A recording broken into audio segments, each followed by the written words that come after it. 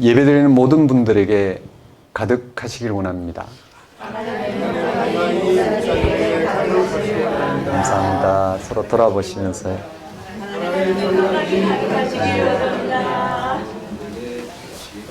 네. 오늘은 주현절 후 세 번째 주일입니다. 주현절은 그야말로 예수님의 신성이 드러난 사실을 기리는 절기입니다. 예수님에게 하나님이 우리가 알아볼 수 없는, 그러나 알아볼 수 있게 하신 그 하나님이 온전히 나타나셨습니다. 그분이 아니었다면 우리가 어떻게 하나님을 경험할 수 있었겠습니까? 죽은 자 가운데 부활하신 주님이 아니었다면 생명의 한계 안에 살아가는 우리가 어떻게 부활 생명을 경험할 수 있었겠습니까? 지금 우리의 생명은 완성되지 않았습니다. 우리가 이 땅에서 사는 동안 그 어떤 노력을 기울인다 하더라도 완성할 수는 없습니다. 생명의 무상성에서 어느 누구도 벗어날 수 없습니다. 우리의 능력이 미치는 범주는 이 땅의 삶입니다. 그것 자체도 완전한 건 아니지만 그래도 살아있을 때는 무언가 성과를 얻을 수 있습니다. 그런 노력의 최종 결과는 죽음입니다. 그 너머는 우리가 손을 댈 수가 없습니다. 하나님의 배타적인 통치 영역입니다.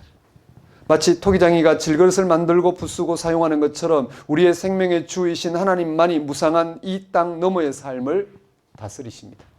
이러한 생명의 주이신 하나님이 육신의 몸을 입고 오신 그 예수님에게 현현하셨습니다. 우리는 도무지 알 수 없는 방식으로 살아가는 우리에게 하나님 자신을 드러내셨습니다. 우리는 이 사실에 우리의 운명을 맡기고 살아가는 사람들입니다. 예수님이 하나님의 아들이시며 현현이라는 사실에 집중하는 시간이 예배입니다. 예수 그리스도와 일치를 통해 열린 생명의 세계에 참여하는 시간이 예배입니다. 무슨 일이 있더라도 예수 안에서 하나님 보이시는 그 생명을 빛삼아 살아가고자 결단하는 시간이 예배입니다. 다 같이 주현절 후 세 번째 주일 예배를 성부와 성자와 성령의 이름으로 드리겠습니다.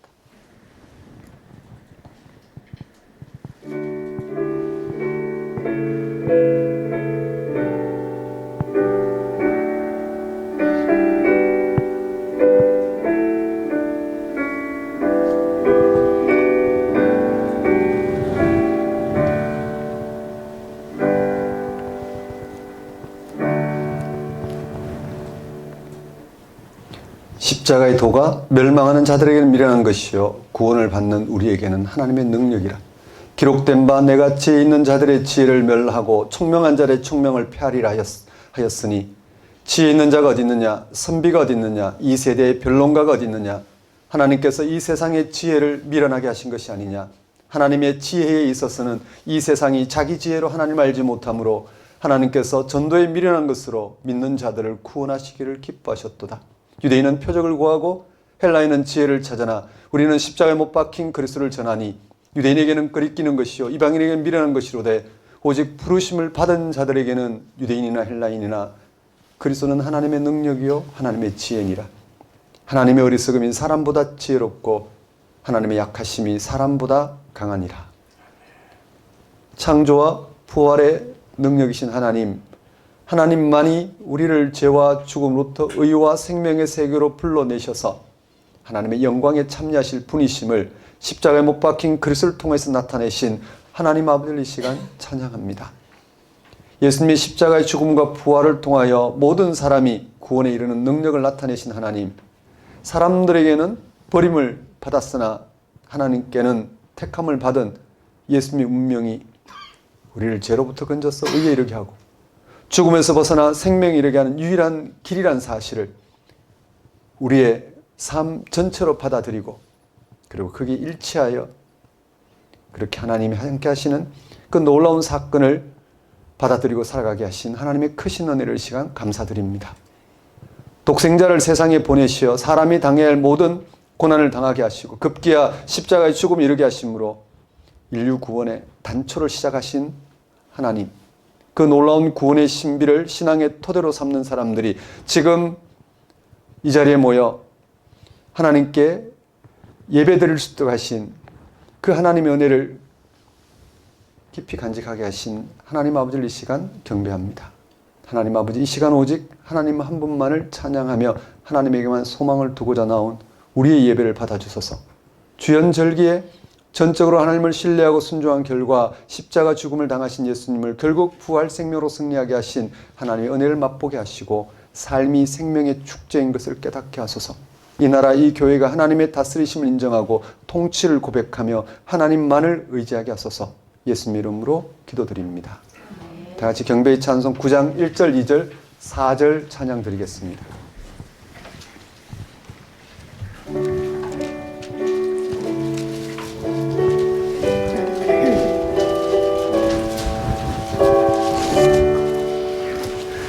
하늘에 가득 찬 영광의 하나님, 온 땅에 충만한 존귀하신 하나님, 생명과 빛으로 지혜와 권능으로 언제나 우리를 지키시는 하나님, 성부와 성자와 성령 삼위의 하나님, 우리 예배를 받아주시옵소서.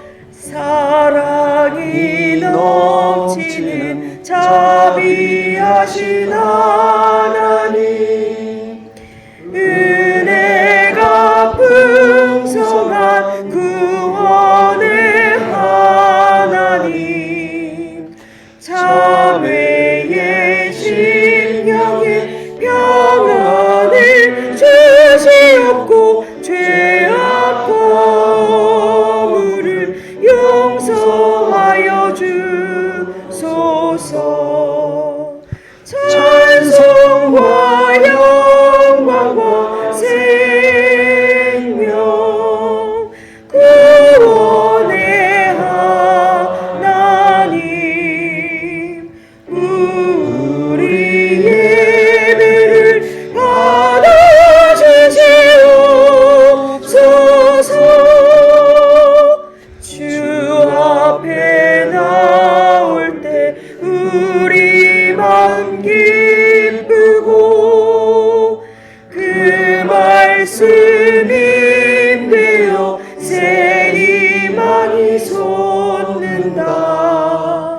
고난도 슬픔도 이기게 하시옵고 영원히 잇대어 살아가게 하소서. 우리의 사랑과 기쁨, 생명의 하나님, 우리 예배를 받아주시옵소서.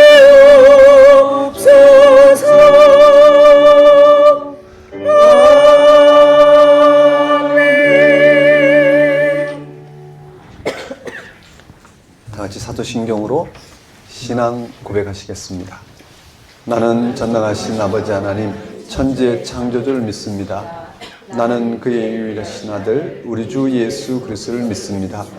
그는 성령으로 잉태되어 동정녀 마리아에게서 나시고 본디오 빌라도에게 고난을 받아 십자가에 못 박혀 죽으시고 장사된 지 사흘 만에 죽은 자 가운데서 다시 살아나셨으며 하늘에 오르시어 전능하신 아버지 하나님 우편에 앉아 계시다가 거기로부터 살아있는 자와 죽은 자를 심판하러 오십니다. 나는 성령을 믿으며 거룩한 공교회와 성도의 교제와 죄를 용서받는 것과 몸의 부활과 영생을 믿습니다. 이 시간은 참회의 시간입니다.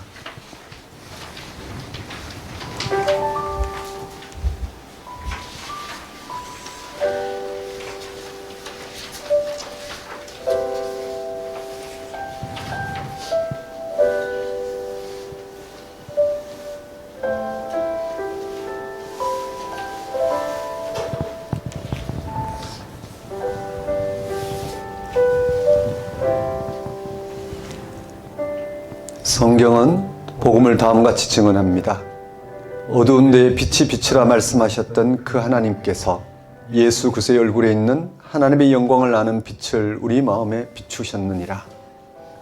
여기서 예수님의 얼굴에 하나님의 영광이 임하였다는 것은 예수님의 가르침, 행위, 믿음, 운명에 하나님의 영광이 임하였다는 것입니다. 다시 말해 예수 그리스도의 삶에서, 사역에서 하나님의 영광이 나타났다는 것입니다. 이 영광이 무엇일까요? 바울이 예수 그리스도의 삶에, 그의 사역에 아주 명백하게 드러났다고 본 그 하나님의 영광은 무엇일까? 그 영광은 하나님이 명실상부하게 생명의 주가 되는 사건입니다. 하나님이 생명의 주가 된다는 말은 그가 창조자로서 확실하게 드러난다는 뜻이며, 나아가서 그의 구원이 확실하게 이루어진다는 말입니다. 하나님의 영광은 이 세상의 창조자이신 그분의 구원이 성취되는 것입니다. 그 영광이 구체적으로 무엇인지는 우리가 잘 모릅니다. 아직 우리가 죽음의 강을 건너지 않았기 때문입니다. 죽음의 강을 건너지 않은 우리가 그 하나님의 영광을 인식하고 경험할 수 있는 유일한 길은, 죽음이 극복되는 생명을 유일하게 알아볼 수 있는 길은 예수 그리스도입니다. 성경은 예수님의 삶에서 하나님의 영광이 빛난다는 사실을 처음부터 끝까지 전하고 있습니다. 성경의 이런 주장은 과연 사실일까? 로마 제국의 법에 의해 33살의 나이에 십자가의 처형을 당하고 3일 만에 부활했다고 전해진 유대인 남자 예수의 삶과 운명이 곧 하나님의 영광, 즉 하나님의 창조와 구원을 빛내고 있다는 이 주장이 어떤 근거가 있을까? 이 사건은 하나님이 세상을 창조하셨고 종말이 완성하신다는 교리와 마찬가지로 지금의 세계가 끝난 후에 증명될 수 있는 영적인 인식과 믿음의 문제입니다. 지금 우리는 바로 이 사실을 이해하고 믿는 사도들과 초기 기독교 공동체의 신앙을 따라가고 있습니다. 그러한 사도의 전통과 우리 마음속에 빛을 비춰주시는 하나님의 은혜를 따라서 우리는 예수님의 얼굴에 하나님의 영광이 빛난다는 사실을 깨닫고 믿습니다. 이런 믿음을 가진 사람들은 이 땅에 살고 있으면서도 동시에 하나님의 영광에 이미 참여한 사람들입니다. 이 사실을 인식하고 믿는 건 쉽지 않습니다. 하나님 나라가 임박하였으니 그에게 돌아서라는 예수님의 복음 선포는 많은 사람에게 거절당했습니다. 거부당했습니다. 특히 하나님을 잘한다고 자처하는 유대 종교 지도자들에게 더 심하게 거절당했습니다. 왜 그랬을까요? 그 이유에 대한 답은 의외로 간단합니다. 예수님이 전한 하나님 나라는 아무 조건을 필요로 하지 않기 때문입니다. 그냥 그쪽으로 돌아서기만 하면 됩니다. 그게 회개입니다. 바리새인들과 서기관들은 그런 신앙을 유치하다고 생각했을 것입니다. 그들은 죄인들과 세리와 구별되는 삶을 사는 사람들에게만 하나님의 구원이 임한다고 생각했습니다. 수고하고 무거운 짐을 필요로 한다고 생각했습니다. 뭔가 손에 잡고 내세울 게 있는 사람에게 하나님이 함께 한다고 생각했습니다. 그들은 자신들의 전통에만 묶여 있었던 탓에 예수님의 인격에서, 예수님의 삶에서, 사역에서 하나님 나라가 시작되었다는 사실을 인식할 수도 없었고 인정할 수도 없었습니다. 우리는 지금 예수님을 잘 믿고 있으니 하나님 나라를 선포하신, 예수님이 하나님 나라 선포를 거절한 사람과 다르다고 생각할지 모르겠습니다. 그래야 됩니다. 그러길 바라고 그럴 수 있어야 합니다. 하나님의 은혜의 빛으로 예수님의 얼굴에 임한 하나님의 영광을 본 사람들이기 때문입니다. 그러나 우리가 실제로 그런지 안 그런지는 더 진지하게 질문해야 합니다. 도대체 우리는 예수님이 무엇을 믿을까요? 표면적으로는 하나님을 믿는다고 하나 실제로는 예수님이 하나님 나라 선포를 거절한 사람들처럼 자신들의 종교적 전통과 욕망을 믿고 있을 수도 있습니다. 여러분이 예수님의 얼굴에 있는 하나님의 영광을 인식하려면 생각 전체를 바꿔야 합니다. 그 핵심에는 생명이 놓여 있습니다. 생명에 대한 생각의 방향을 바꾸는 것입니다. 우리가 노력해서 완전한 생명을 얻을 수 있으려니 하는 생각을 바꾸는 것입니다. 생명은 우리가 소유하거나 처리할 수 있는 것이 아니라 온전히 하나님의 것입니다. 이게 무슨 뜻일까요? 사람이 죽으면 화장되어 한 줌의 재가 되거나 약 1m 깊이의 땅으로 묻힙니다.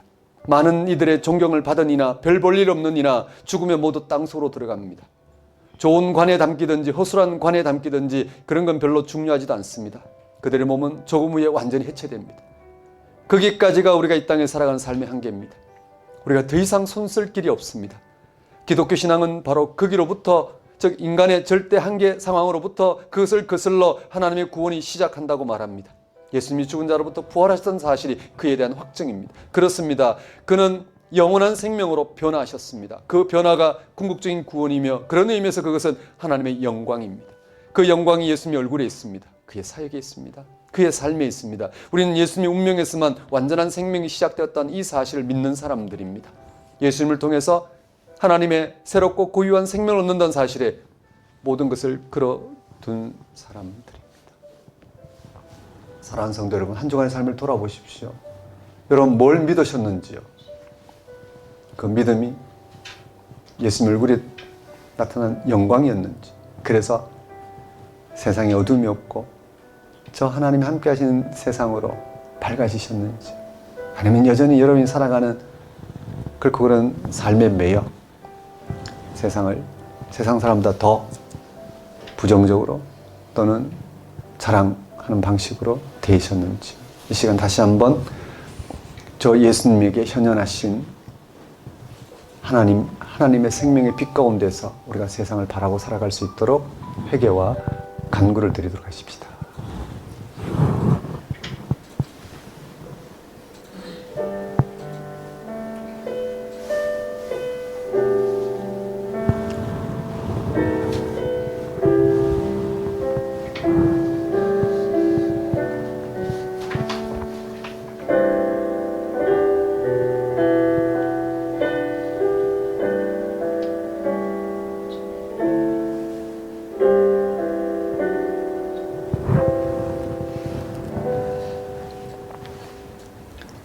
하나님 아버지, 이 시간 예수님의 얼굴에 나타난 하나님의 영광의 빛을 저에게 비춰주소서. 영광의 빛 가운데서 세상을 앞서 구원으로 생명으로 경험하고 이 세상에 들여오진 인생의 어둠을 걷어내며 살아갈 수 있도록 역사해 주옵소서. 예수님 이름으로 기도드립니다. 다 같이 영광송 1장 찬양 드리겠습니다.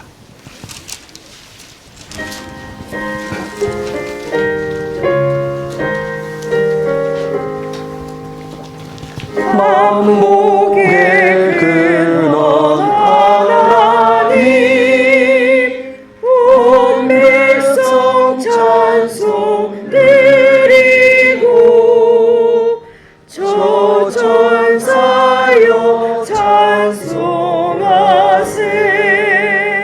찬송 성부 성자 성령.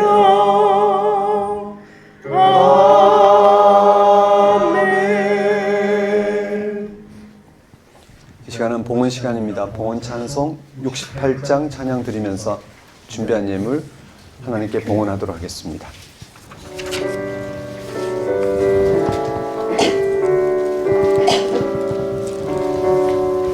오 하나님, 우리의 창조주시니 내 주님께 힘도 드립니다.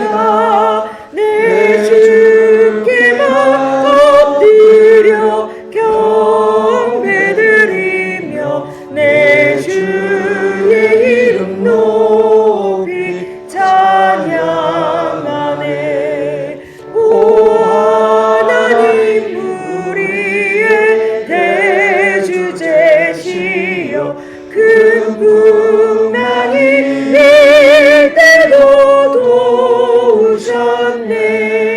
죽음에서 우리를 구하셨으니 내 주의 이름 높이 찬양하네. 주 하나님 이름을 함께 높이며 대주제께 영광을 돌리오리. 그 능력이 우리를 지켜주시니 주 하나님을 높이 찬양하네. 아멘.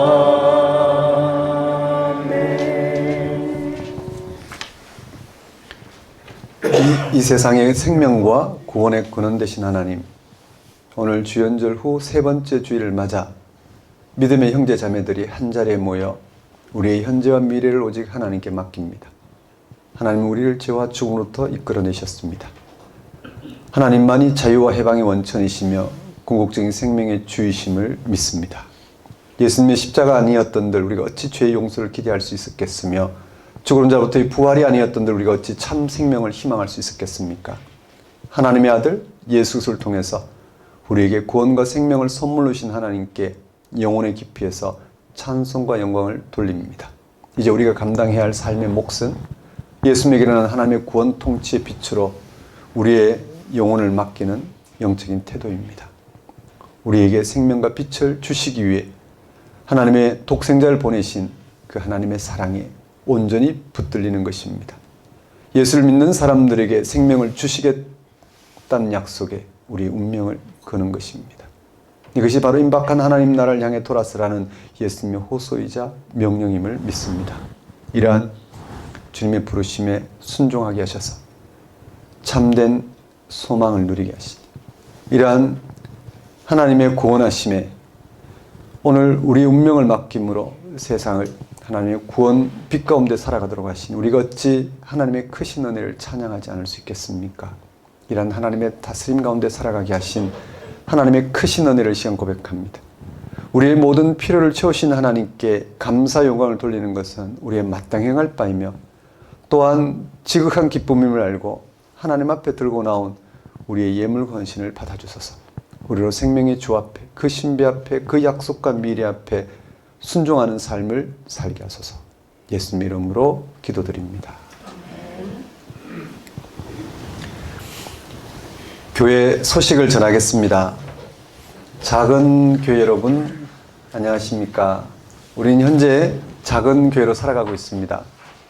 작은 교회는 예수 그리스도를 믿는 한 사람이 교회라는 것을 실제로 받아들이고 실제 예수님에게 일어난 하나님의 구원 사건에 일치하여 살아가고자 하는 신앙인들을 가리킵니다.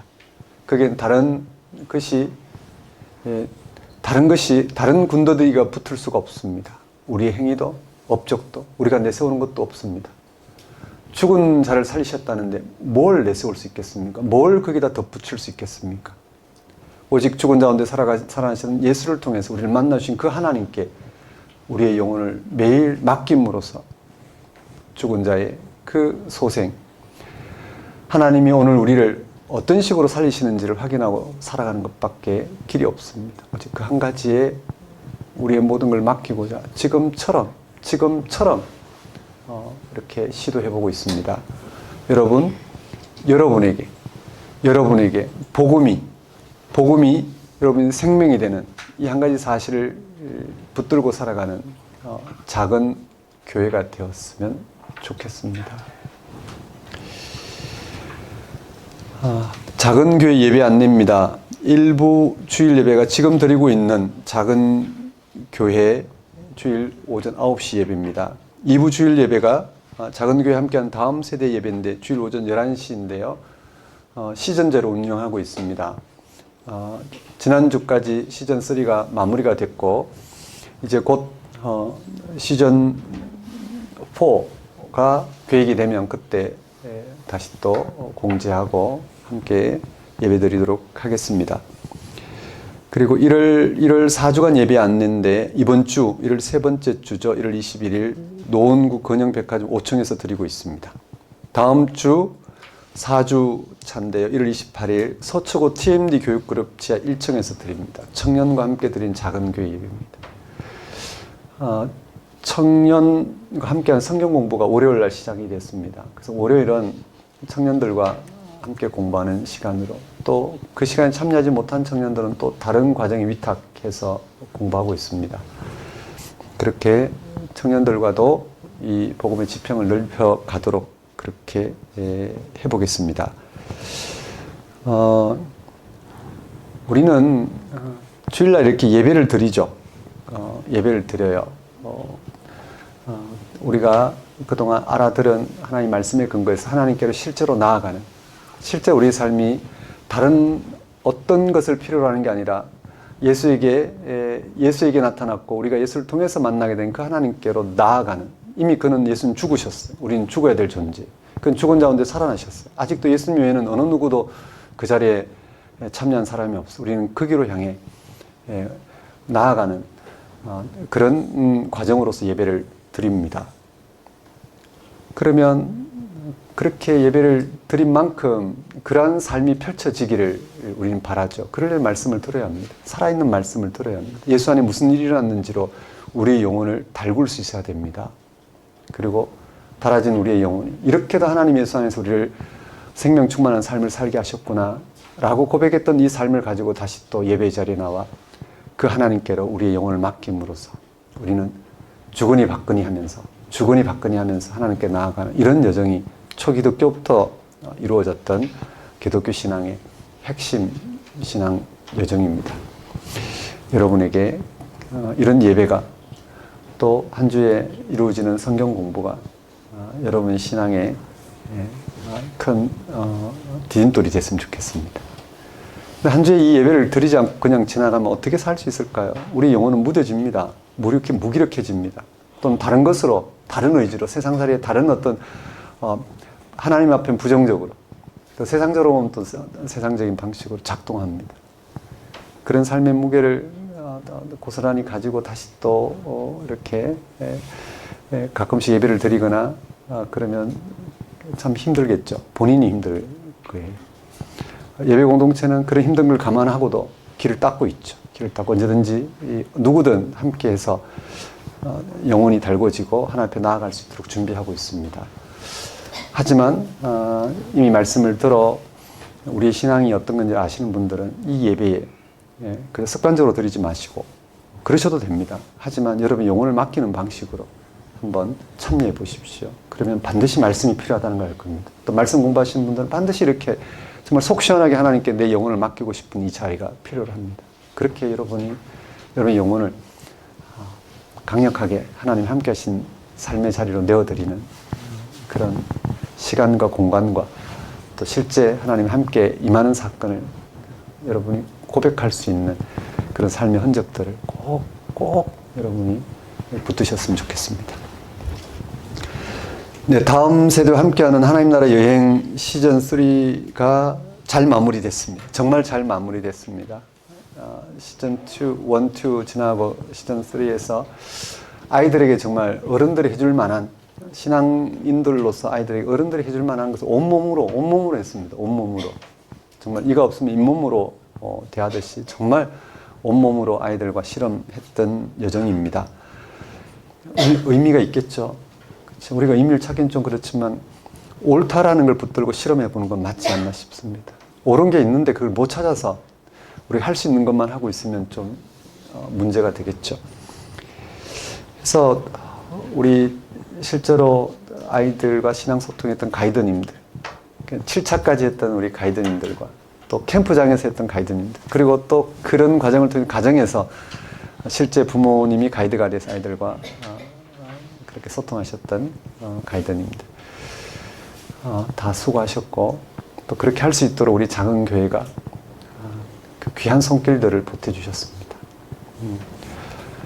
아이들을 위해서 귀하게 섬길 수 있도록 그렇게 여러분 보태주신 손길, 정말 하나님의 은혜의 손길이라, 또 은혜가 임하는 손길이라 그렇게 고백해 봅니다. 감사합니다. 저희 사역자들은 말씀의 종으로 가장 좋은 길을 택해 그렇게 장을 마련할 겁니다. 그게 여러분이 마음껏 동참하셔서 하나님 말씀으로 하나님으로 소통하는 그런 신앙 여정이 됐으면 좋겠습니다. 잠깐 기도하겠습니다. 하나님 아버지, 작은 교회가 다음 세대와 함께하는 자리에 모두의 마음을 보태게 하시고 또 손길을 보태게 하신 그 은혜를 고백합니다. 언제나 하나님 은혜로 살아가는 저희들이 될 수 있도록 역사해 주옵소서. 예수님 이름으로 기도드립니다. 그럼 오늘 우리에게 주신 하나님 말씀 보겠습니다.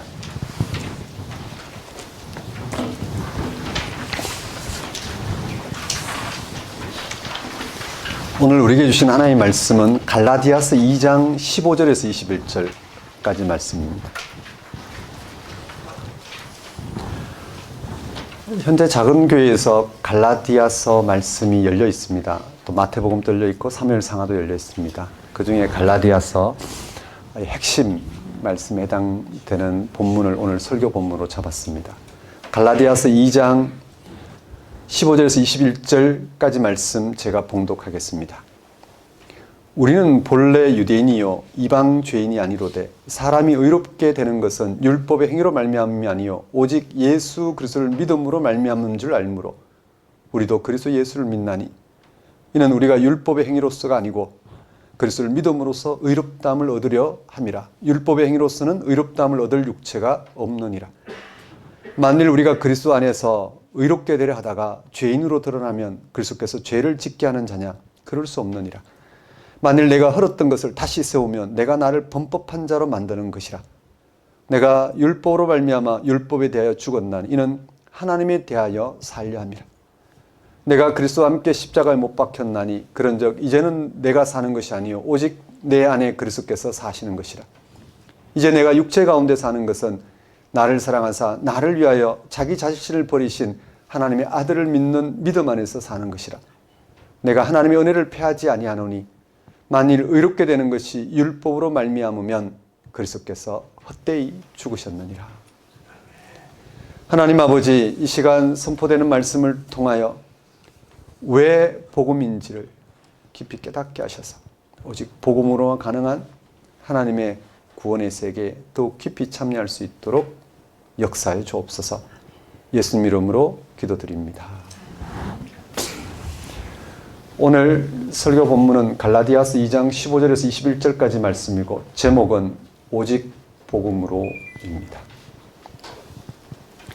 갈라디아서는 기원 후 53년에서 55년경에 기록되었습니다. 그때의 기독교는 아직 유대교에서 독립한 상태가 아니었습니다. 경계가 모호했습니다. 기독교와 유대교의 관계가 별로 명확하지 않았습니다. 기독교 안에서 기독교인이라더라도 유대교의 전통인 율법과 할례를 받아들여야 한다고 주장하는 사람들도 있었고 그것을 반대하는 사람들도 있었습니다. 유대교의 율법과 전통도 받아들여야 한다고 주장하는 이들은 유대교의 바리새파 출신 기독교인으로 예루살렘 교회에 속해 있었습니다. 그들은 주로 예루살렘과 유대 지역의 기독교에 큰 영향을 미치고 있었습니다. 이들과는 달리 그것을 철저히 반대하던 이들 중에 대표자는 바울입니다. 바울은 사람이 의롭게 되는 것은 오직 복음, 즉 예수님을 예수 그리스도를 믿는 믿음으로만 가능하다고 주장했습니다. 이러한 갈등은 바울에 의해 본격적으로 이방 지역에 복음이 전파되면서 불거졌습니다. 바울의 이방 지역 선교는 유대교의 율법과 전통이 아니라 오직 예수 그리스도를 믿음으로만 의롭게 되는 복음을 전하기 위해서였습니다. 바울은 갈라디아 지역에서 선교할 때도 당연히 복음만을 전했습니다. 그는 갈라디아 지역에 있는 유대교의 회당을 중심으로 선교하였죠. 그는 안식일마다 회당에 참여하 율법 대신 복음을 전했습니다. 율법으로는 구원에 이를 수 없다. 오직 십자가 달려 죽은 예수를 통한 저 하나님의 의, 구원, 생명을 받아들일 때만 가능하다라는 사실을 전했습니다. 대부분 유대인들은 바울과 그가 전하는 복음을 배척했습니다. 그럴 수밖에 없었죠. 하지만 그 중에 바울의 복음을 듣고 그를 따라 나선 사람들이 있었습니다. 이들은 주로 유대교에 관심이 있던 경건한 이방인들입니다. 이방인들로서 유대교에 개종한 사람들 위주로였습니다. 이들을 시작으로 복음을 받아들인 이방인들로 구성된 것이 갈라디아 교회입니다. 그들은 바울이 전한 복음으로 살았습니다. 이렇게 복음이 본격적으로 이방 지역에 전파되자 문제가 발생했습니다. 예루살렘의 유대 기독교인들 중에서 속히 할례파, 유대 우월주의라 불리는 그들의 율법주의, 즉 유대 우월주의라 불리는 이들은 율법과 상관없이 신앙생활하는 이방 기독교인들을 그대로 용납하기가 어려웠습니다. 이제 이방인들도 예수를 잘 믿고 의로운 삶을 살게 되었으니 자신들의 삶의 잣대인 유대인들의 삶의 잣대인 토라, 즉 율법과 할례가 제시하는 기준에서 의의 열매를 맺어야 한다고 생각했습니다. 그래서 계속해서 이방 기독교인들에게 율법을 지키라고 할례를 받으라고 압박을 했습니다. 오늘 우리로 말하면 모범적인 신앙생활을 강요했습니다. 그런 압박이 갈라디아 지역의 교회에까지 미쳤습니다. 갈라디아 지역의 이방 기독교인들은 율법을 지켜야 하는 거 아닌가 하면서 흔들리기 시작했습니다. 우리가 예수를 믿었는데 이렇게 살아서는 안 되지 않냐. 뭔가 믿은 사람답게 뭔가를 확인하고 살아야 되지 않겠는가. 그게 먼저 하나님을 잘 믿는다고 여기고 있는 유대인들의 그런 신앙 형태를 따라가는 가는 것이라 생각하기 시작했습니다. 바울은 이 소식을 전해 듣고 안타까운 심정으로 이렇게 호소했습니다.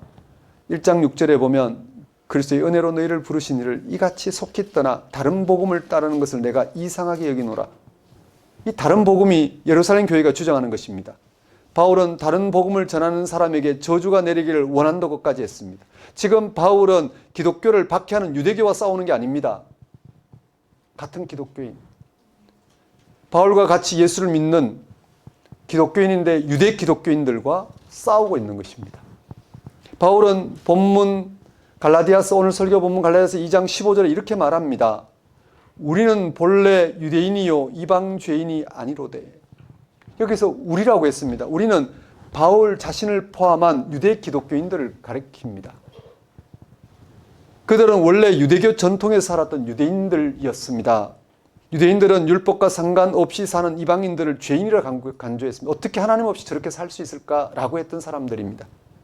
이방인들은 아예 하나님의 구원과는 거리가 멀다는 말입니다. 유대인이라고 하더라도 의로워지려면 율법을 다른 사람보다 더 잘 지켜야만 했습니다. 율법은 그들의 숙명이었습니다. 율법은 단순히 종교 생활만이 아니라 일상에 이르기까지 유대인들의 모든 것을 규정합니다. 하나님 앞에 구별된 그들의 모든 행위의 기준이 율법이고, 율법 시간은 그런 행위를 말합니다. 유대인들이 율법의 행위를 의의 기준으로 삼은 것은 일리가 있습니다. 원칙적으로 옳습니다.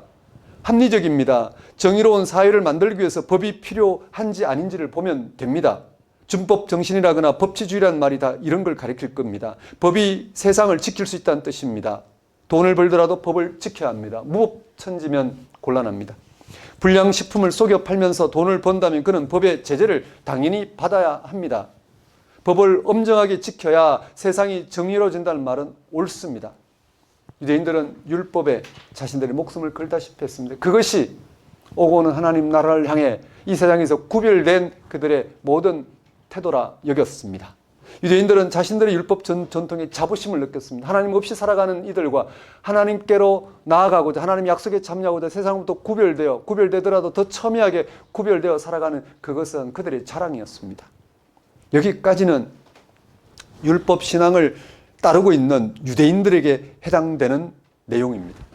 그러나 복음을 받아들인 유대 기독교인들은 이런 일반적인 유대인들과 다르게 생각했습니다.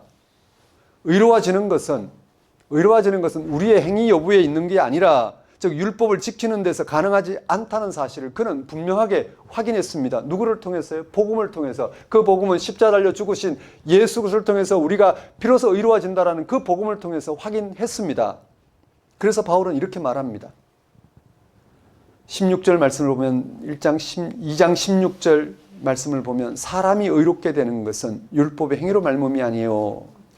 또 율법의 행위로서는 의롭다함을 육체가 없느니라. 바울은 율법 행위가 정의롭게 하는 게 아니라고 말했습니다. 그는 율법의 한계를 정확하게 뚫어본 것입니다. 법은 일시적으로 또는 표면적으로 정의를 말하는 것 같지만 결국은 정의를 세우지 못합니다. 어려운 말이 아닙니다. 지금 우리의 실정법이 대한민국을 정의롭게 만드는지 보십시오. 법은 있어도 인간의 범죄 행위는 사라지지 않습니다. 단지 그것을 막고 관리할 뿐입니다. 세계의 차원에서도 그렇습니다. 국제법이 있지만 세상에 그 악한 현실은 사라지지 않습니다. 전쟁하려는 전쟁합니다. 학살하는 세력들은 여전히 학살합니다. 율법의 행위로는 개인이나 사회나 정의로워질 수 없습니다. 그 이유가 무엇일까요? 바울 로마서에서 그 이유를 설명했습니다. 두 가지입니다. 첫째, 율법은 죄가 무엇인지를 확인시켜줄 뿐입니다. 둘째, 사람은 아무도 율법을 완성할 수 없습니다. 원래 갈라디아서 이후 3장부터 시작되는 바울의 변정을 통해서 보면 아브라함이 믿음으로부터 의롭게 된 이후에 그 믿음으로부터 의롭게 된 하나님께 구별되어 살도록 할례와 율법이 주었습니다. 할례와 율법은 믿음으로 이롭게 된 하나님의 은혜의 사건을 반영하고 있는데 그들은 오히려 할례와 율법을 그 은혜의 사건을 대신하는 것으로 처리했다는 말씀입니다. 그러니까 믿음으로 이렇게 된 사건이 아니면, 즉 하나님이 우리를 찾아와서 우리를 하나님께로 불러주시는 전적인 은혜가 아니면 그냥 조금 더 하나님 앞에 나아갈 수 없는 존재인데도 마치 나아갈 수 있는 것처럼 율법을 사용한 것이죠. 그 결과 바울은 로마서에서 율법은 죄가 무엇인지를 확인시켜 줄 뿐이라고 했습니다. 둘째, 사람은 아무도 율법을 완성할 수 없다고 했습니다. 그래서 사람은 율법 앞에서 절망합니다. 율법이 사람을 조금 괜찮은 사람으로 계명시킬 수는 있으나 본질적으로 새롭게 하지는 못하기 때문입니다. 그래서 율법은 예수님이 말씀하신 바리새인과 세리의 기도에서 알 수 있듯이 상대적인 자기 만족감만 제공할 뿐입니다.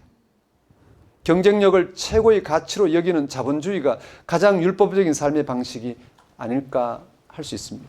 이런 방식의 삶으로는 영혼의 자유를 경험할 수 없습니다. 바울은 이 사실을 로마서 6장 7절에 다음과 같이 주장합니다. 죽은 자가 죄에서 벗어나 의롭다 하심을 얻었습니다. 죽은 자가 죄에서 벗어나 의롭다 하심을 얻었습니다. 죽지 않으면 죄에서 벗어날 수 없다는 뜻입니다.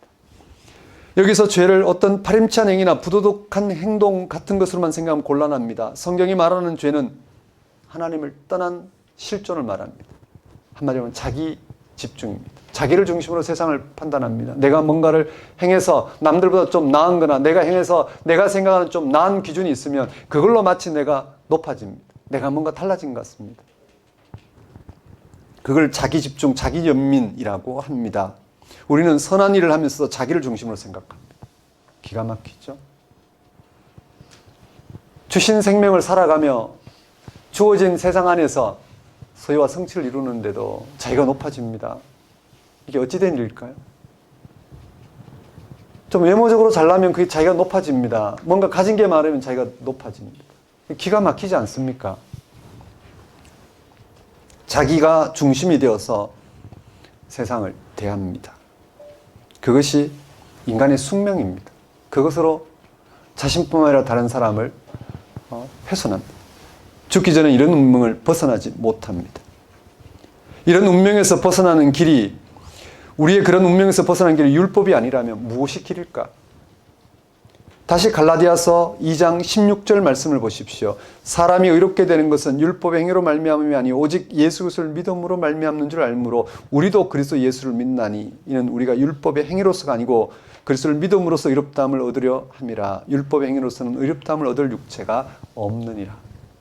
바울은 인간의 실존인 죄에서 벗어나는 길은 예수 그리스도를 믿음으로서만 가능하다고 선언합니다. 예수 그리스도를 믿음으로써 의롭다는 인정을 받는다고 말입니다. 왜냐하면 그 믿음은 예수 그리스도와 더불어 죽고 그와 더불어 사는 것을 가리킵니다. 예수의 십자가의 죽음에 참여함으로써 율법의 무효와 율법을 말미암아 죄 가운데 있는 우리의 죽음을 받아들이고 하나님이 우리를 의롭다 하시는 그 하나님의 의 구원 생명을 우리가 덧입고자 하는 사건이기 때문입니다. 예수를 믿는 사람은 이미 죽은 것입니다. 죽은 사람은 죄에서 자유 없습니다. 그래서 의롭습니다. 이 사실 실제로 이해하고 또 여기에 동의할 수 있어야 됩니다. 우리가 내세우는 걸 한번 보십시오. 우리가 뭐를 붙들고 실험하는지를 한번 보십시오. 자, 여기까지는 복음을 받아들인 유대 기독교인과 바울의 생각이 여기까지 같습니다. 믿음으로만 의롭게 되구나. 예수를 믿음으로만 의롭게 되구나. 율법이 아니라 믿음으로 의롭게 되구나 라고 바울과 싸우고 있는 유대 기독교인과 바울의 생각은 같습니다. 그들은 모두 율법이 아니라 예수 그리스도를 믿음으로써 구원받는다고 생각합니다. 오늘 우리 기독교인들처럼 말입니다. 이를 바탕으로 해서 유대 기독교인들은 여전히 율법을 실천했지만 바울의 복음을 받아들인 이방 기독교인들은 율법을 포기했습니다. 유대 기독교인들은 복음과 율법의 절충을 추구했다면 이방 기독교, 바울의 복음을 받아들인 이방 기독교는 오직 복음에만 전념했습니다. 유대 기독교는 예수를 믿는 사람들에게 자신들의 시대 정신이었던 율법의 기준에서 변화를 추구했다면 이방 기독교는 오직 복음의 실체를 알고 거기에 일치하는 길을 택하였습니다. 유대 기독교는 교회 공동체의 정체성을 확보하고 문제를 해결하고 영적으로 성숙해 가기 위해서는 나름의 기준과 훈련이 필요하다고 생각했습니다.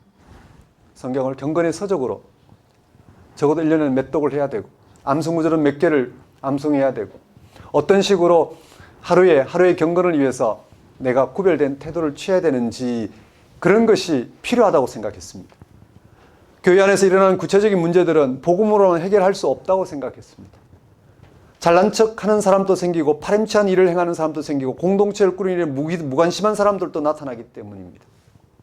예수를 믿으면 의로워진다는 복음을 전하는 것만으로 이런 구체적인 문제를 해결할 수 없고 여전히 그래서 율법이 필요하다고 그들은 생각했습니다. 그들의 관점으로는 율법과 할례가 없어서 교회의 질서가 흔들린다고 생각했습니다. 예수를 믿는 것만으로는 무언가 허전했습니다. 그들에게는 무언가 눈에 분명하게 보이는 것이 필요했습니다. 그래야지 저 사람보다 내가 나을 수 있고 아니면 내가 노력하면 저 사람보다 나아질 수 있다고 생각하기 때문입니다. 율법과 할례는 개인과 공동체를 건강하게 하도록 지켜야 될 법칙과 기준들입니다. 개인과 공동체의 삶을 구체적으로 이끌어주는 규칙들입니다. 하나님의 뜻대로 살아가야 할 삶의 시행 규칙이 망라되어 있습니다. 모범적인 신앙생활을 위해서 지켜야 할 규칙, 모범적인 세상사를 위해서 지켜야 할 도덕적 규범들을 가리킵니다. 그렇게 살면 사람들에게 인정받기도 하고 스스로도 만족스럽습니다. 공동체의 기능도 원활하게 유지가 됩니다. 그것은 눈에 보이는 기준들이고 업적들입니다. 이런 종교적 규칙과 기준들은 개인과 공동체를 일정한 틀 안에 머물게 합니다. 일종의 울타리며 안전망입니다. 그 안에 들어가 있으면 무언가 안전하다는 느낌을 받습니다. 왜냐하면 내가 좀만 노력하면 내가 만족할 수 있는 기준에 도달할 수 있기 때문입니다. 할례도 그렇습니다. 몸에 난 상처를 통해서 하나님의 백성이라는 사실을 확신하는 것입니다. 율법과 할례가 있어야만 교회 공동체가 유지될 수 있다는 유대 기독교인들의 생각은 크게 틀린 게 아닙니다. 그런데 이런 신앙은 늘 두 가지 문제를 겪게 됩니다. 하나는 자책감입니다. 죄의식입니다. 하나는 우월감입니다. 하나는 자신을 파괴하고 하나는 남을 파괴합니다. 이 두 가지는 서로 교묘하게 결합되어 있습니다. 오늘날 기독교인 중에 모범적인 신앙생활을 위해서 유대교의 바리새인들과 똑같이 살아가는 사람들이 있습니다. 그들은 끊임없이 자기를 책망합니다. 자기에게서 잘못된 게 무엇인지를 살피는 것으로 시간을 보냅니다. 결벽적 환자처럼 삽니다. 봉사하지 않는 것에 대해, 기도 생활에 게으른 것에 대해, 전도와 헌금 생활에 인색한 것에 대해 계속 자책합니다. 반대로 그렇지 않은 사람들을 질타합니다. 그게 다 필요 없을 만큼 예수의 죽음을 통해서 이렇게 복음을 제시해야 되는데 그것 대신에 자신의 신앙의 기준을 제시합니다. 예를 들어 새벽 기도를 율법적으로 지키던 사람이 어떤 사정으로 참석하지 못했다고 합시다. 그는 그 사실을 감당하지 못합니다. 하루 종일 불안합니다. 새벽 기도를 하지 않는 사람이 무엇이 하나님 뜻인지를 가지고 자기에게 이야기합니다. 마음이 불편합니다. 어떻게 그렇게 하나님 앞에 매일 서지 못하는 인간이 나한테 어떤 걸 가르치려 하다니라고 생각합니다. 이런 예는 한두 가지가 아닙니다. 제가 뭘 비판하려고 말씀드리는 게 아닙니다. 복음 자체를 분별하기 위해서 우리는 어떤 태도를 취해야 되는지를 말씀드리는 중입니다. 바울이 볼 때 이런 것은 어리석은 일이었습니다. 성령으로 시작했다 육체로 마치는 것이었습니다. 그것은 초동한문에 머무는 것이며 종노릇하는 것이었습니다. 왜냐하면 인간이 율법을 통해서 조금 나아지려 하다가 다시 율법 그 자체에 매이게 된다는 것을, 그래서 자신만이 아니라 그 공동체 다른 지체들도 훼손한다는 사실을 바울은 너무나 잘 알고 있었기 때문입니다. 여러분 누가 옳다고 생각하시는지요? 바울일까요? 아니면 바울과 대적하고 있는 유대 기독교인들일까요? 요즘 한국교회 형편과 비교한다면 유대 기독교는 다양한 신앙 행위나 훈련으로 성도들의 변화를 이끌어내는 것을 중요한 신앙의 문제로 간주하는 교회라고 한다면, 그게 강조점을 두고 있다면 이방 기독교, 바울의 복음을 받아들인 이방 기독교는 그런 것을 거의 배제하고 오직 복음의 실체를 알고 거기에 존재론적으로 일치하는 데 모든 걸 걸어두는 교회라 할 수 있습니다. 현실적인 차원에서 본다면 유대 기독교가 더 옳습니다. 율법 없이 살아간다는 게 쉽지 않기 때문입니다. 그렇지 않겠습니까? 예배드릴 장소 없이 매주 예배드린다는 게 얼마나 고달프겠습니까? 그렇지 않겠습니까? 예배 장소가 있으면 얼마나 안정적이겠습니까? 근데 장비를 메고 처음부터 다시 시작하고 조립하고 이렇게 쉽지 않습니다. 이 장소만 하더라도 와서 우리 미리 처음부터 다시 세팅을 해서 토요일 날 준비하고 그리고 오늘 아침에 와서 장비 설치하고 이렇게 한다는 게 쉽지 않습니다. 네. 율법 없이 살아간다는 게 정말 쉽지 않습니다. 바울이 개척한 갈라디아 지역의 교회에는 실제로 많은 문제가 벌어졌습니다. 복음의 자유를 남용하는 일도 번번해졌습니다. 책임은 지지 않고 자유만 누리려고 했습니다. 그게 인간의 일반적인 속성입니다. 그래서 유대 기독교는 바울에게 따져 물은 겁니다. 당신들은 하나님의 은혜를 포기한 거냐? 은혜 하는데 은혜에 걸맞는 행동이 뭐냐? 값싼 은혜에 떨어져 버린 게 아니냐라고 말입니다. 그래서 성도들에게 어떤 기준을 제시하고 그게 합당한 행위를 요구하는 게 맞지 않겠느냐라는 것입니다. 도대체 누가 헛된 것을 따르는 사람들일까요? 누가 하나님의 은혜를 헛된 것으로 만드는 사람일까요? 바울은 21절 후반절에서 다음과 같이 말합니다. 내가 하나님의 은혜를 피하는 게 아니다. 내가 하나님의 은혜를 피하지 아니하노라. 바울이 하나님의 은혜를 피한다고 비판하는 사람들이 주변에 있었겠죠. 하나님의 은혜에 걸맞는 태도나 행위를 위해 율법을 지키지 않는다면 결국 하나님의 은혜에 배은망덕한 게 아니냐라고 말입니다. 그런 유대 기독교 측의 비판에 대한 바울의 입장은 단호합니다. 21절 후반절에서 이렇게 자신의 입장을 표명합니다. 만약 의롭게 되는 것이 율법으로 말미암으면 그리스도께서 헛되이 죽으셨느니라. 무슨 말입니까? 율법을 지킴으로 의로워질 수 있다면 또는 구원을 받을 수 있다면 그리스도의 죽음은 헛된 일이라. 성도들에게 어떤 기준을 제시하고 행위를 요구하는 것으로 은혜에 걸맞는 그런 신앙생활을 해야 되지 않겠느냐고 요구하는 것, 그게 뭐라고요? 의롭게 되는 것이 율법을 말미암으면 그리스도께서 헛되이 죽으셨다. 그래서 십자가의 죽음을 복음을 헛되게 만드는 일이라고 합니다. 이게 무슨 말일까? 율법을 지킴으로 의로워질 수 있다면 또는 구원을 받을 수 있다면 그리스도의 죽음은 헛된 일이라는 것입니다. 과감하다 못해 과격한 표현입니다. 모범적인 신앙생활을 위해 율법을 보충하는 게 좋겠다는 유대 기독교 지도자들의 제안을 이런 지하에 거부한 것입니다. 그들의 주장은 나쁜 게 아니지 않습니까? 해야 될 게 없습니다. 모든 게 좋은 게 좋다는 방식으로 보다 나은 모범적인 신앙생활을 위한 기준과 행위고 그걸 인정받고자 하는 것입니다. 나쁠 게 없습니다. 근데 바울은 그것이 예수의 십자가의 죽음을 헛되게 만드는 거라 합니다.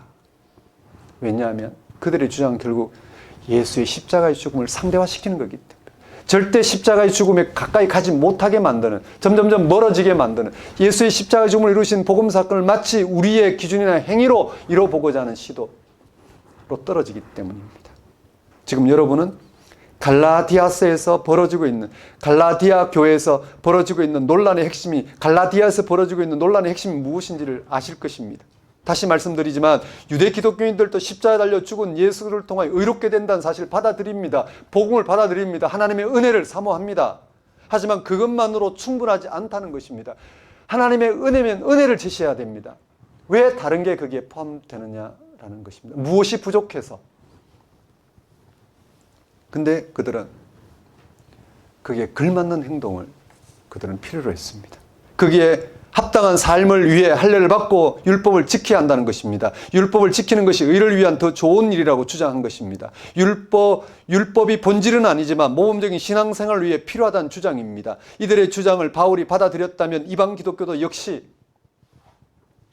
유대교의 어떤 신앙 행위를 받아들였을 것입니다. 그래서 토요일인 안식일 그대로 지켰을 것이며 할례도 받았을 것이며 유대교의 몇몇 절기를 그대로 따르고 돼지고기도 먹지 않았을 것입니다. 지금 기독교 교파 중에는 그런 식으로 신앙생활하는 교파도 있습니다. 그게 더 구별된 삶이라고 여기고 살아갑니다. 그렇게 종교적으로 다, 그런 게 종교적으로 다 의미가 있기 때문에 그런 교파의 사람들도 만족스러워합니다. 나름으로 아직도 머리에 수건을 쓰고 피를 먹지 않고 나름으로 고기를 먹지 않고 구별된 삶을 삽니다. 얼마나 만족스러워한지 모릅니다. 모든 신앙생활을 보면 경건합니다. 정말 경건합니다. 흉내도 내기 힘듭니다.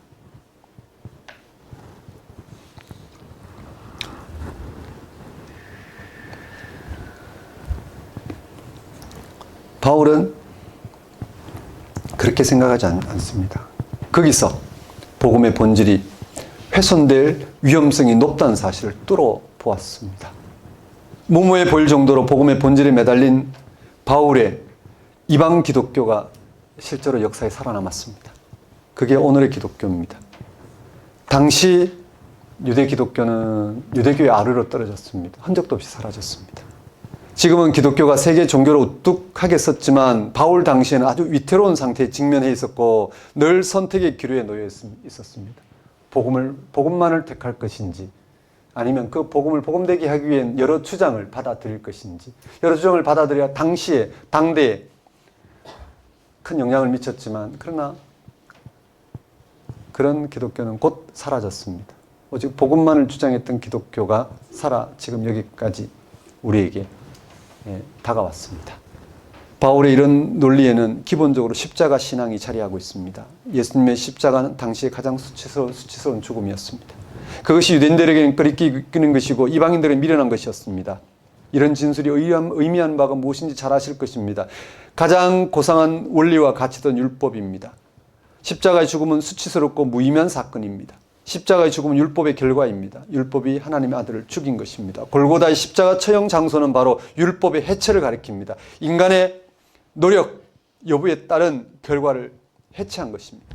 바울은 그 사실을 이렇게 말했습니다. 2장 19절에 내가 율법으로 말미암아 율법에 대하여 죽었난 이는 하나님에 대하여 살려 함이라. 율법에 대해서는 죽고 하나님에 대해서는 산다는 말이 바울이 전한 복음의 진수입니다. 십자가 신앙은 인간이 노력해서 완성해 나가야 할 모든 업적을 가리키는 율법을 땅바닥에 내려놓고 우리가 오직 은혜로 받아들이기만 하면 되는 하나님의 구원 사건을 받아들이는 신앙행위입니다. 그것을 가리켜 바울은 다시 이렇게 말합니다.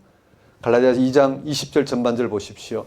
내가 그리스도와 함께 십자가에 못 박혔나니 그런즉 이제는 내가 사는 것이 아니요 오직 내 안에 그리스도께서 사시는 것이라. 앞에서 설명한 십자가 신앙을 이해하기는 어렵지 않지만 실제의 삶에서 받아들이고 살아가는 데는 모호해 보입니다. 내 안에 그리스도께서 산다는 게 무슨 뜻인지 감이 오지 않는 분들도 있습니다. 그래서 사람들은 다시 율법으로 돌아갑니다. 율법은 아주 구체적인 가르침이기 때문입니다.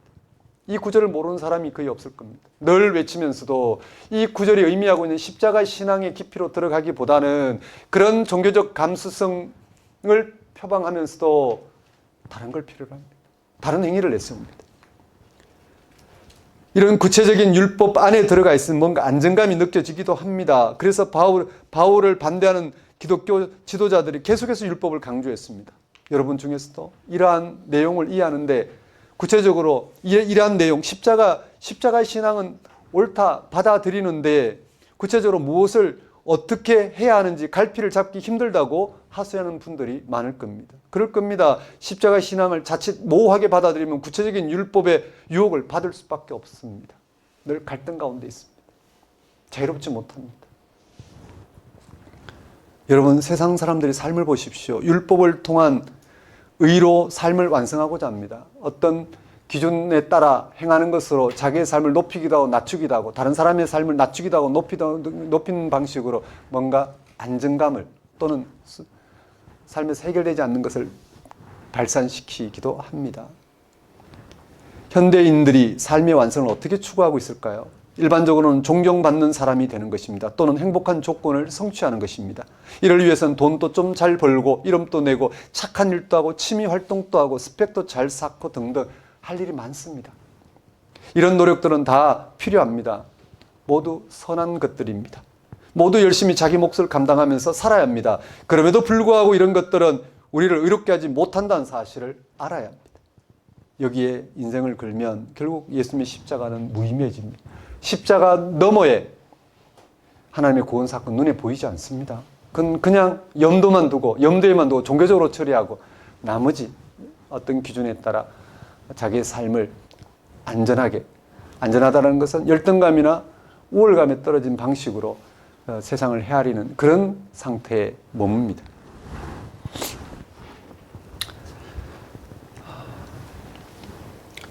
그럼 뭘 어떻게 하란 말인가?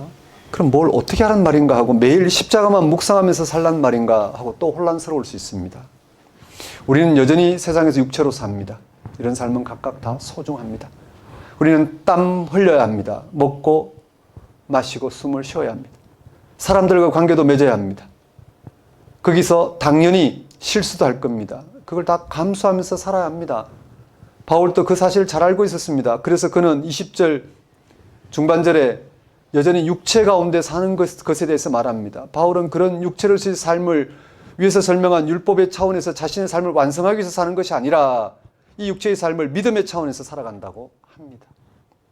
나를 위하여 자기 자신을 버리신 하나님의 아들을 믿는 믿음 안에서 사는 것이라고 합니다. 우리는 그리스도와 함께 십자가에 못 박혔지만 여전히 육체로 살아야 합니다. 육체의 한계와 유혹이 우리를 고달프게도 합니다. 바울은 하나님의 아들을 믿는 믿음 안에서 산다고 했습니다. 이 믿음이 바울에게는 삶의 현실이었습니다.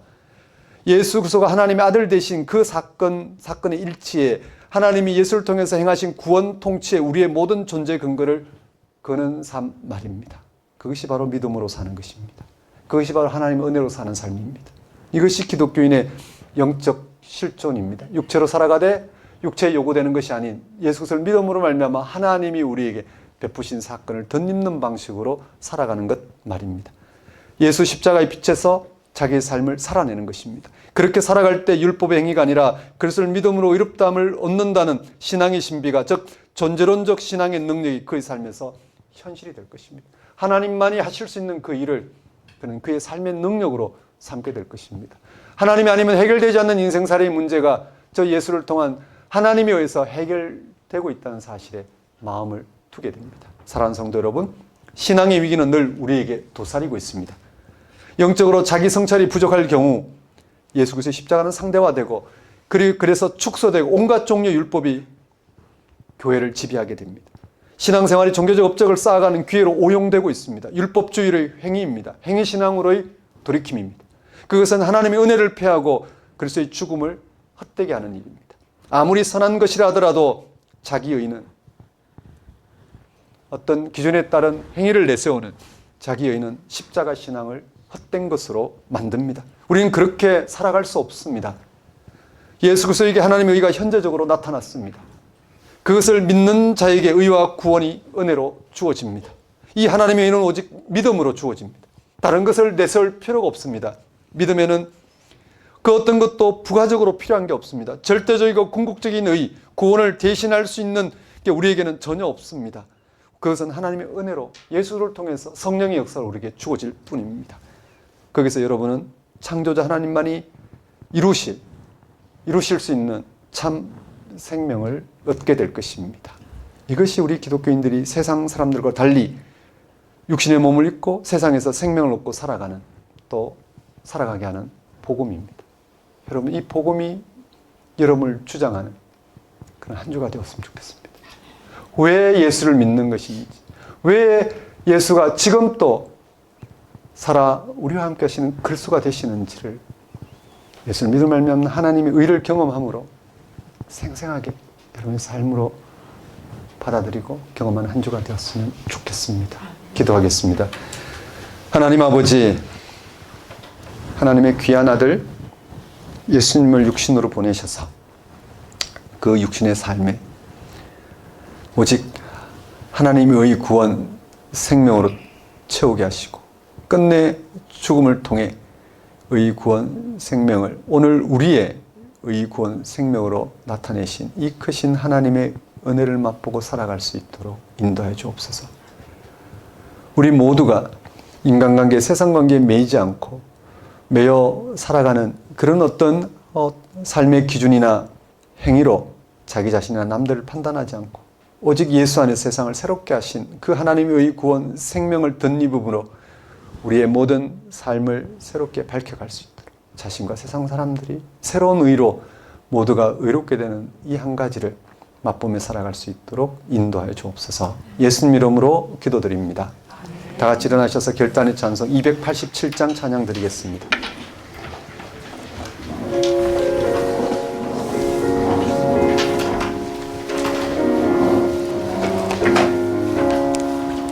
예수 앞에 나오면 죄사함 받으며 주의 품에 안기어 편히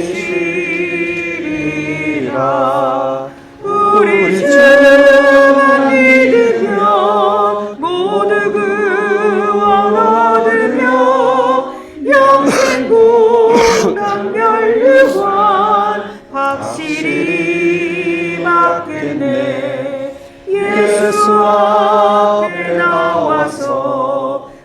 은총을 받으며 마음의 기쁨 넘치어 감사하리라. 우리 주만 믿으며 모두 구원 얻으며 영생 복락 멸류관 확실히 받겠네. 예수 앞에 설 때에 흰 옷을 입으며 밝고 빛난 내 집에 길이 살리라. 우리 주만 믿으면 모두 구원 얻으며 영생 복락 멸류관 확실히 받겠네. 기도하겠습니다. 이제는 우리 주 예수 그리스도의 은혜와 하나님의 무한하신 사랑과 성령님의 교통하심이 십자가에 달려 죽은 예수 그리스도를 믿음으로 하나님이 의, 구원, 생명에 참여하게 하신 이 복음의 능력 안에서 살아가고자 결단하는 모든 성도와 세상 모든 사람과 만물 위에 영원히 함께 하시기를 축원합니다.